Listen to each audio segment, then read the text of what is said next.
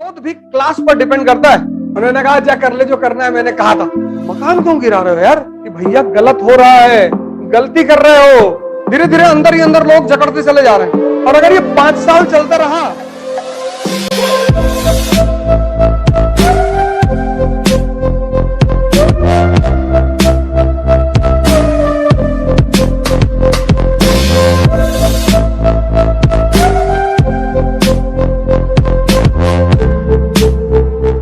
Revolt, revolution, movement, ऐसी जब भी कोई घटना घटेगी तो जो मेन रीजन होगा वो होगा इकोनॉमी से रिलेटेड, इकोनॉमिक कॉजेस।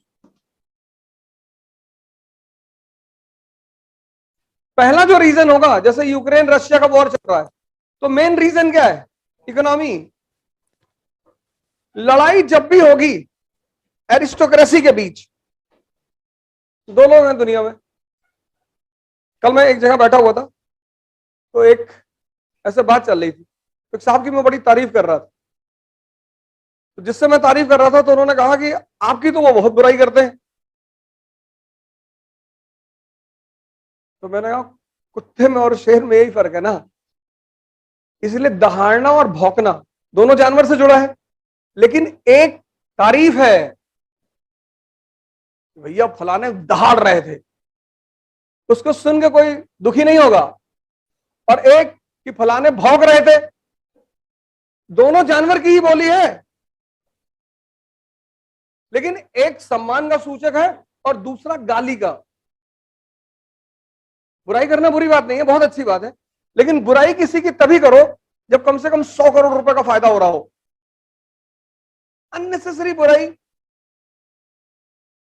तारीफ तो तारीफ करोगे तो आमतौर पे लोग उस आदमी को बताएंगे नहीं, लेकिन मान लो बता देंगे तो तुम्हारा सबसे खास दुश्मन है, तो थोड़ा सा वो भी पिघलेगा। अच्छा, तारीफ कर रहे थे हमारे।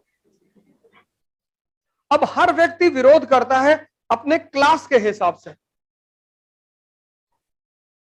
अगर तुम्हारा झगड़ा किसी डॉक्टर से हो जाए, इंजीनियर से हो जाए, तो ऐसे लोग सीधे थाने की तरफ जाएंगे, कचहरी जाएंगे, कानून का सहारा लेंगे, पढ़े लिखे लोग हैं ना। लेकिन अगर तुम्हारा झगड़ा कसाई से हो गया,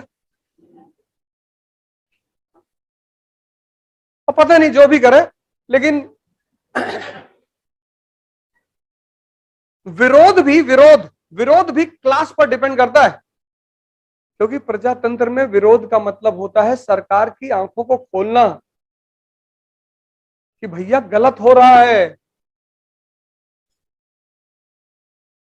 प्रजातंत्र में सरकार, अपोजिशन जो है वो सरकार की सबसे घनिष्ठ मित्र होती है। ये तो आज अंधों को नहीं पता है, आज तो पटीदारी हो गई है।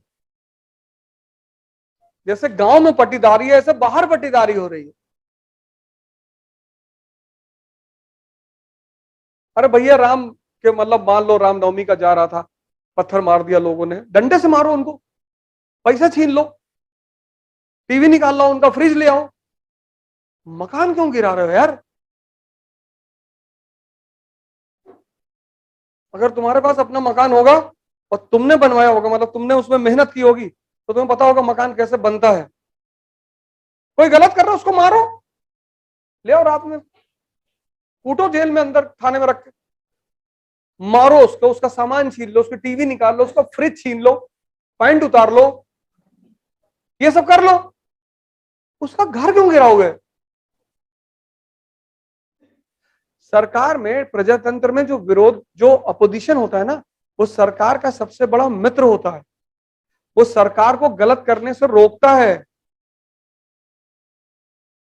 अगर हम मोदी जी के खिलाफ बोलेंगे तो इसका मतलब ये नहीं कि हम उनके दुश्मन हैं, हम उनको अवगत करा रहे हैं कि चाचा गलती कर रहे हो, ऐसे नहीं होना चाहिए। डेमोक्रेसी एक बहुत बड़ा पहलू है, हालांकि इस देश के लोग नहीं जानते, उनके लिए ठीक भी है। ऐसे पेट्रोल अभी हो जाए 80 रुपए लीटर, अभी सब मोदी जी का फिर भजन गाने लगे। इसलिए राजनेताओं पर जनता की गाली का कोई प्रभाव नहीं पड़ता।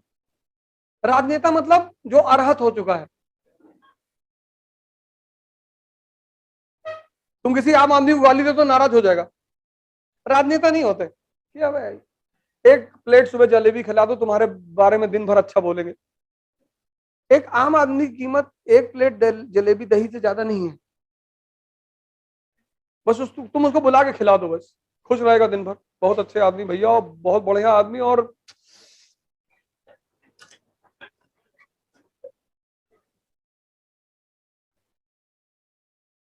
राजनेता मतलब वो आदमी जो अरहत हो चुका, अरहत। अब पेट्रोल 110 रुपए लीटर है, क्यों नहीं होगा?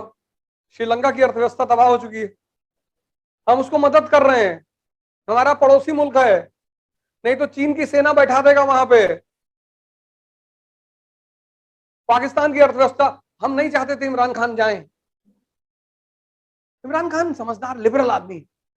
कोई कट्टरपंथी बैठ जाएगा, वो देखेगा अरे न्यूक्लियर मिसाइल लगी, बोले दो मार दो दिल्ली पे।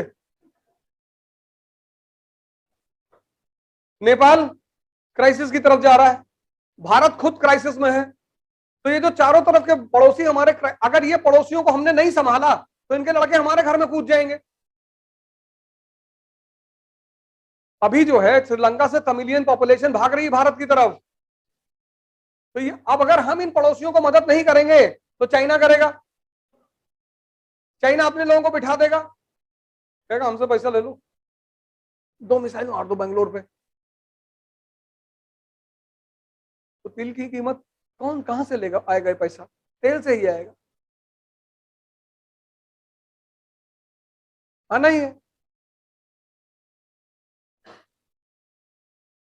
बाबा रामदेव बेचारे तो नाराज हो गए। उनसे किसी ने पूछ लिया कि आपने कहा था 40 रुपए पेट्रोल मिलेगा, 40 रुपए।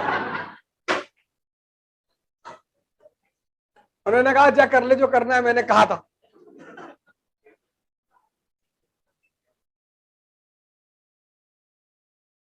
नहीं, उसके बिना वो बात पूरी नहीं होती ना। अगर उसको, टीचर और कवि को छूट है किसी पर भी व्यंग्य करने की। कवि और शिक्षक दोनों को छूट है, किसी को व्यंग कर सकते हैं, लेकिन समझदारी से करना पड़ेगा, नहीं तो आजकल हालत बहुत खराब है। सरकार किसी भी व्यंग को सुनने को तैयार नहीं है, कहती उल्टा सीधा बोलोगे सब बंद करा देंगे, ईडी का छापा मरवा देंगे। लेकिन जब आप बच्चे को मारते हैं तो उसको रोने दीजिए। कुछ माता पिता होते हैं ना, वो बच्चे को मारे, फिर अगर वो रो रहा तो कहते हैं अब रोगे तो और मारेंगे। जब तुम किसी को मार रहे हो तो उसको रोने दो, उसका दर्द बाहर निकलने दो। नहीं तो तुम्हारा आईफोन 13 प्रो लेगा और 14 मंजिल से नीचे छोड़ देगा ऐसे, और फिर तुम्हारी तरफ देख के मुस्कुराएगा कि मार। जब भी किसी को शोषण करो, उसको गाली देने की सुविधा दो, उसको रोने की सुविधा दो, इससे मलाल निकल जाता है बाहर। सरकार बहुत गलत काम कर रही है कि अपोजिशन को बोलने नहीं दे रही। अगर बोलने, अब पता क्या हो रहा है देश में, धीरे धीरे अंदर ही अंदर लोग जकड़ते चले जा रहे हैं। और अगर ये 5 साल चलता रहा तो उसका विस्फोट बहुत खतरनाक हो जाएगा। जय हिंद।